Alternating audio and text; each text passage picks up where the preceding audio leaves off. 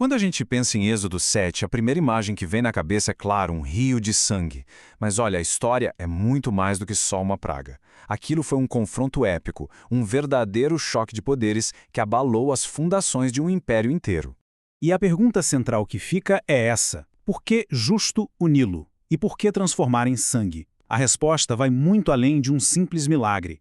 É sobre atacar o coração da identidade de uma nação inteira e, principalmente, de seus deuses. Sabe, cada detalhe desse evento, desde o lugar escolhido até a substância da praga, tudo foi uma mensagem muito bem calculada.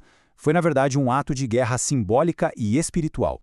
É isso mesmo. O que estamos vendo se desenrolar aqui é nada menos que uma declaração de guerra divina. Um desafio lançado diretamente no coração do poder egípcio e de tudo que ele representava.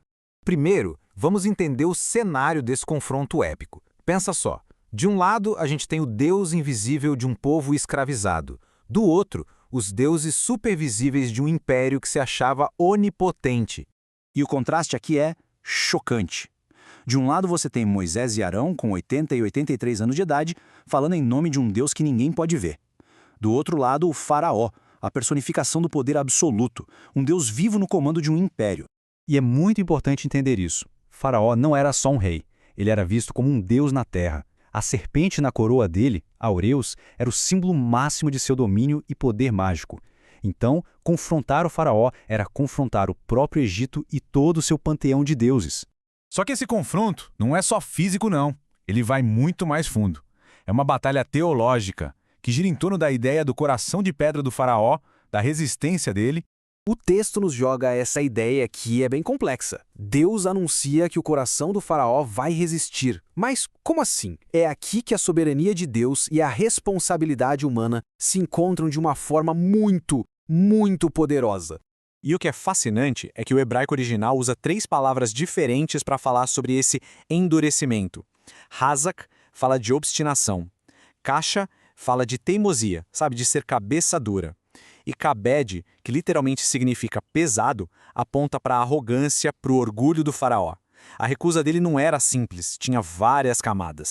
Com o coração do faraó já se mostrando bem resistente, o primeiro teste de poder acontece de uma forma super simbólica, uma verdadeira batalha de serpentes ali na corte real. Arão joga o cajado dele no chão e ele vira um tanim. Essa palavra em hebraico pode ser serpente, mas também pode ser traduzida como monstro ou até crocodilo. Em outros textos, tanim é usado para representar o próprio faraó. A mensagem era direta. O poder que o faraó exibia estava prestes a ser dominado. Mas aí o clima fica tenso. Os magos do Egito usam suas artes secretas e conseguem fazer a mesma coisa. Os cajados deles também viram serpentes. Por um momento, parece que as forças estão equilibradas. Isso gera uma dúvida, né? Se os magos conseguem fazer o mesmo milagre, qual a diferença? Onde é que está a superioridade do poder de Deus nessa história? A resposta é simplesmente avassaladora. O cajado de Arão engoliu os outros.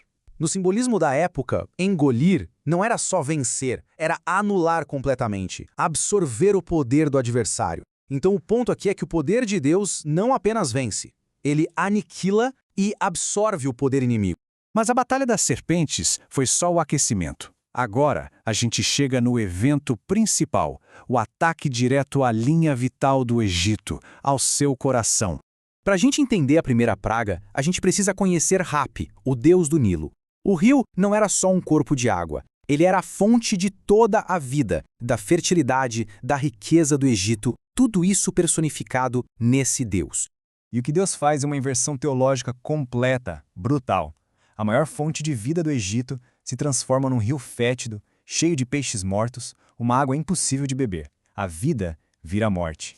E aqui vem a prova final da impotência dos magos. Eles até conseguem imitar a praga transformando mais água em sangue. Ou seja, eles conseguem criar mais morte, mas não têm poder nenhum para reverter o que foi feito, para restaurar a vida. Mas a história de Êxodo 7 não fica presa lá no passado. Os ecos dela ressoam por toda a Bíblia, sabe? Criando conexões proféticas fascinantes, especialmente com o que viria no futuro. Dá uma olhada nesses paralelos. A serpente, o tanim ou dragão de Êxodo reaparece lá em Apocalipse. A água que vira sangue se torna um símbolo do juízo final. E a resistência teimosa do faraó acaba virando um modelo de como a humanidade se opõe a Deus no fim dos tempos. E tudo isso nos leva a uma pergunta final, né? Qual é o significado dessa história tão antiga para os dias de hoje? Que lições a gente pode tirar do que aconteceu no Nilo? As lições são bem diretas. A história nos mostra que a luta espiritual é real e que a resistência a Deus existe, mas ele sempre age com um propósito maior: mostrar a fraqueza dos ídolos que a gente constrói. Ela nos lembra que a verdadeira autoridade não vem de status ou poder humano, e, acima de tudo, que o poder de Deus, no final das contas, sempre vai prevalecer. E a história nos deixa com essa reflexão. Diante dos sistemas de poder, das ideologias do nosso tempo, a pergunta continua valendo. De que lado estamos?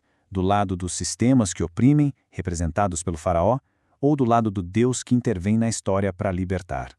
A resposta a essa pergunta continua moldando o nosso mundo.